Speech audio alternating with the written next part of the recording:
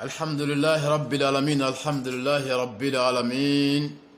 Assalamu alaikum wa rahmatullah wa barakatuh. Abal Makeh Malik, le secret. Et les jeunes donc sur le plateau, sur le nouveau plateau. Nala sona machallah. Émission Koroteni donc ne kura de Munkera donc bi. Nala sona machallah. Le jeune. Et date du Majona, Anga Ablaga Djingi. Bi mardi, le 15 juin 2021. D'accord, donc sans plus tarder, Amestemani Miningali Kafo, Che Dakadogo, Ale Chea Kumabe, Abouilide, Kumabe, Ale Chea Wilde Loka Jok Kumabe. Yalma, Nan compte à continuer data, Taralenia Fatigue, Toroe Amawa, qui se cabla Sral. Bah, c'est à la Gambe, donc Sababauma, le génie. Donc, N'y Ningamba fait quoi, Ningali, donc, à Djaranye, Bastara toujours à la Gambe, Sababauma,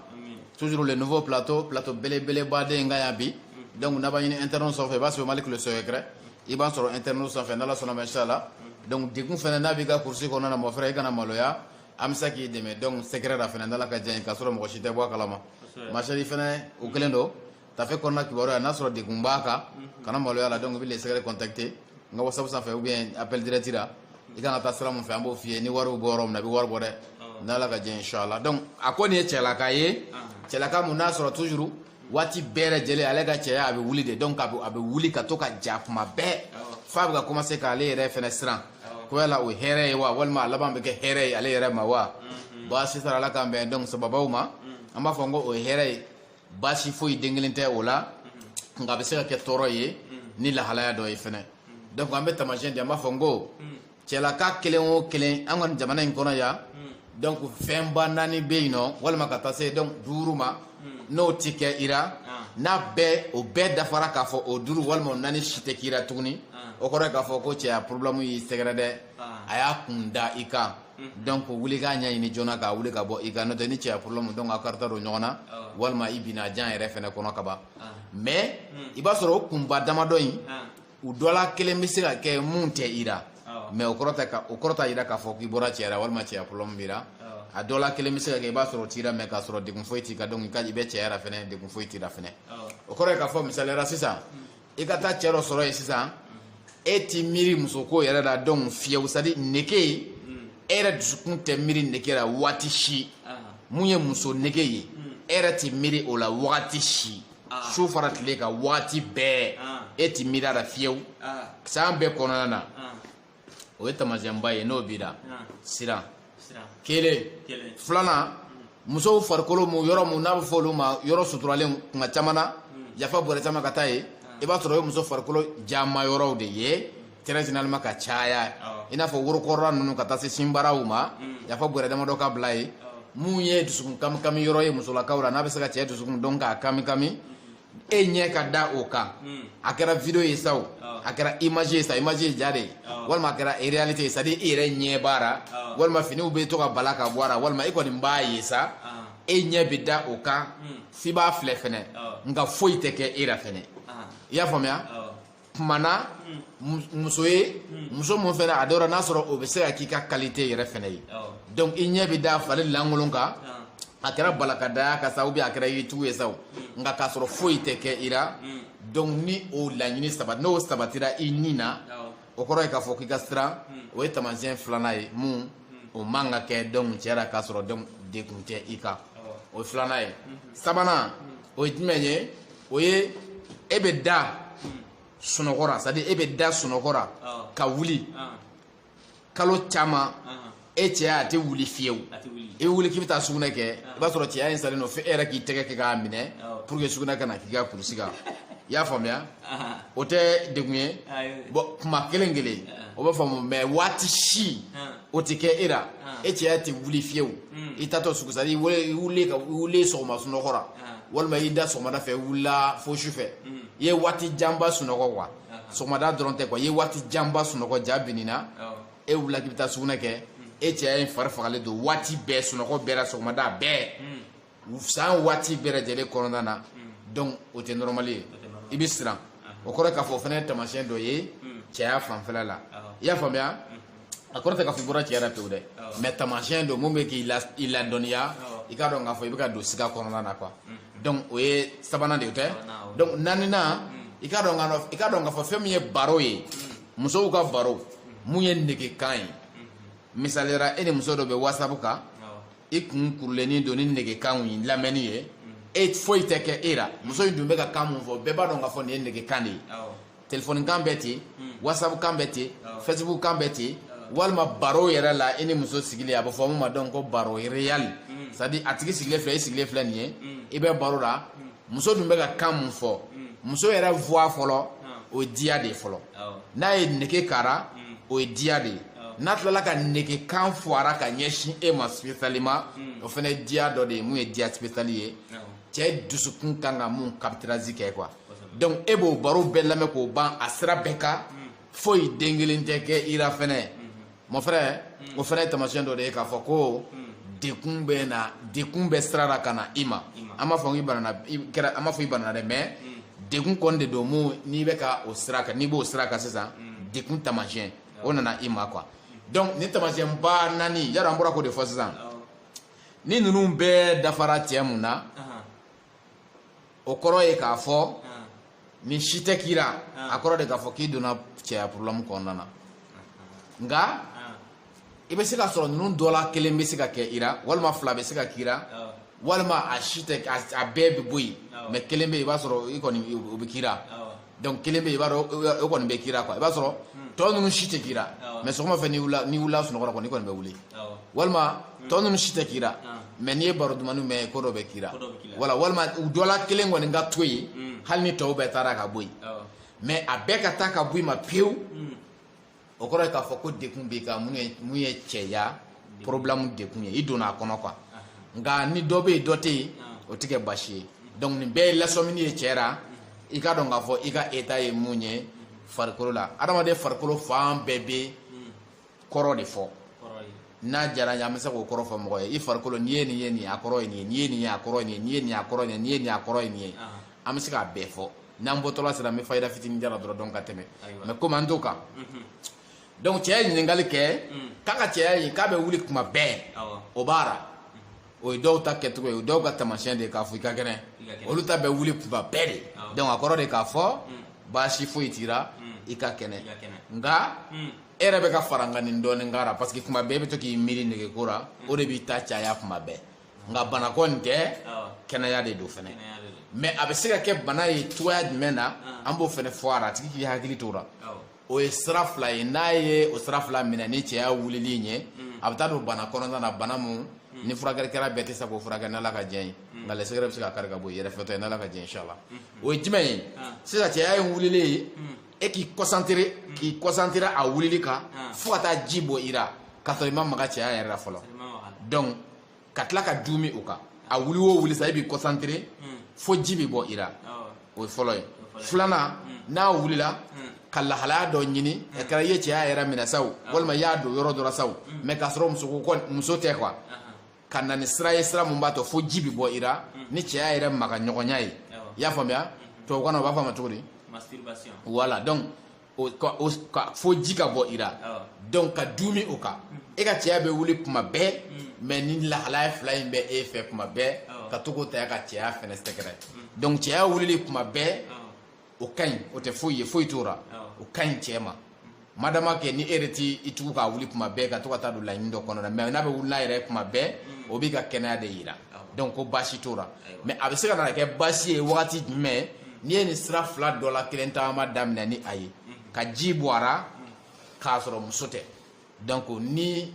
i dumina o sira fila in dɔ la kelen kan walima a fila kan n'i ka cɛya wulili ye tuma bɛɛ ko parce que k'a fɔra cɛya wuli tuma bɛɛ k'i ka kɛnɛ a laban na i bɛ taa bala mun na jigilatigɛ bana dɔ b'i sɔrɔ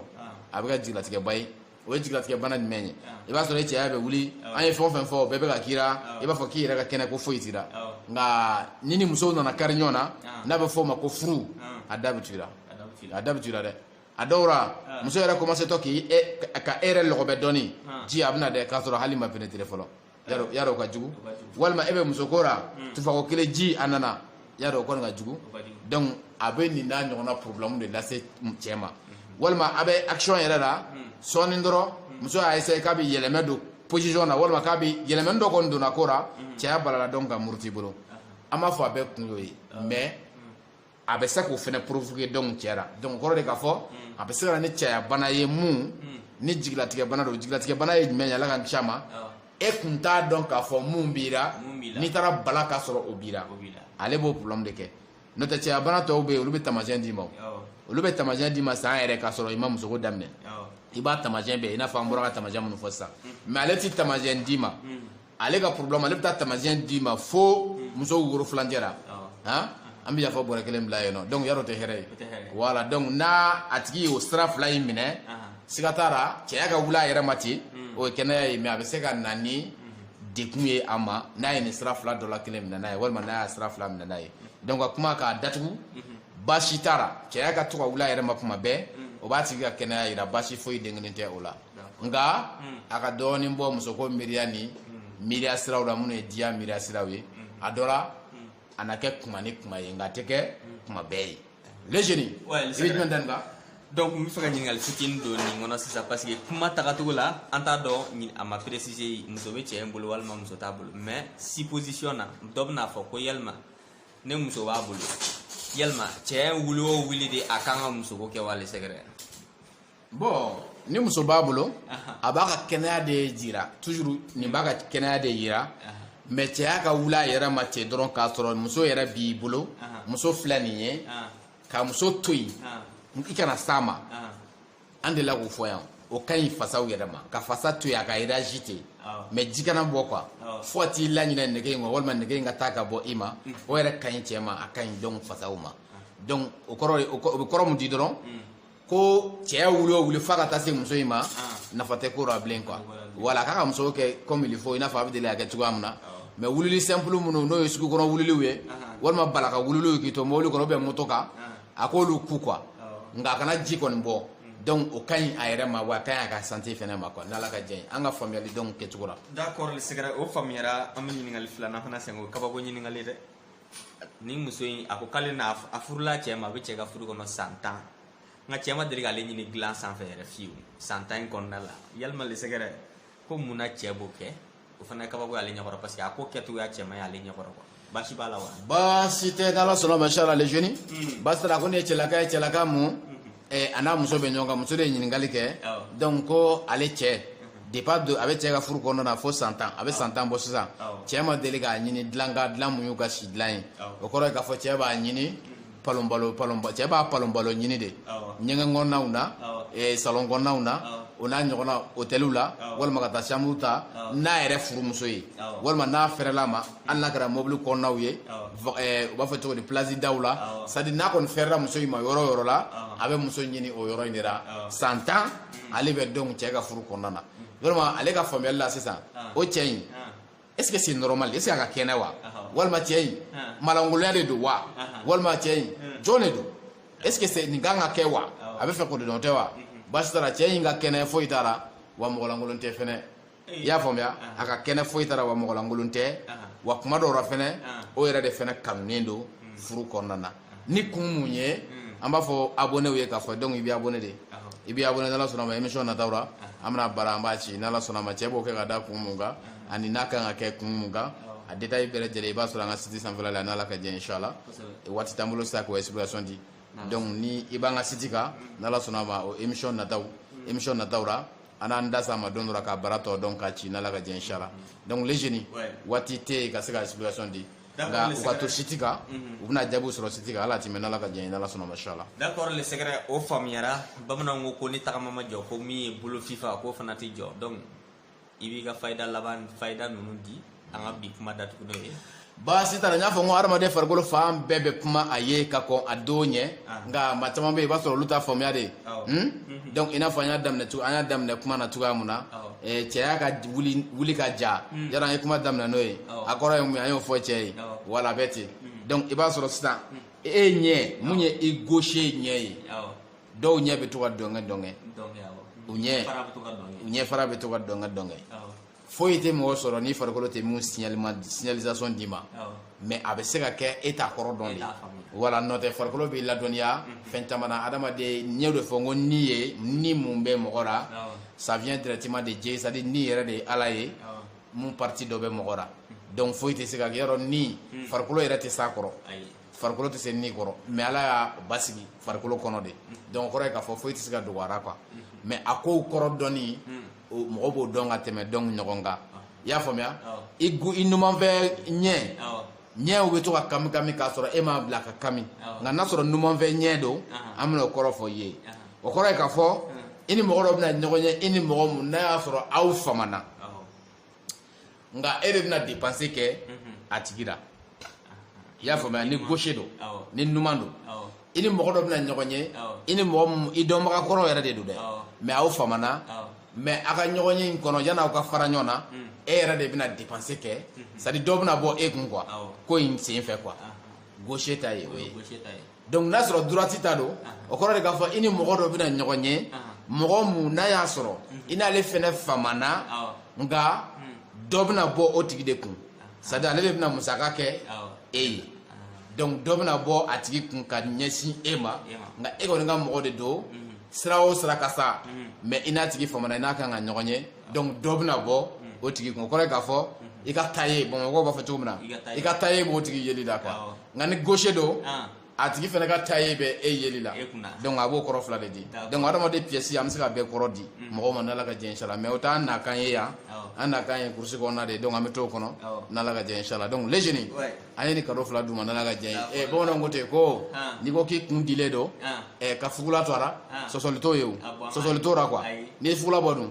a banna donc n'a ye mɔgɔ min sɔrɔ i tɛna lajɛ n'a ye jɛbɛ ou bien a ye nkalon tigɛ o jaabi tɛna dɔn n'ala ka jɛ inshallah donc toujours Mali Kilo Secret et les jeunes avec mes plateaux bas et ngayabi ni ba ni internet so ba so Mali Kilo Secret i b'a sɔrɔ internet ko dɛ ni mo kunnafoni wɛrɛ fana i b'an ka daw gosi 77 39 39 0 de ni da gosi dana yɛlɛ i ye n'ala ka jɛ inshallah ni daw ma yɛlɛ kɔrɔ de k'a fɔ ko jama ka ca donc dɔni k'i k'i patienter ko daw kuna yɛlɛ i ye dɛ n'ala ka jɛ inshallah assalamu alaikum wa rahmatullah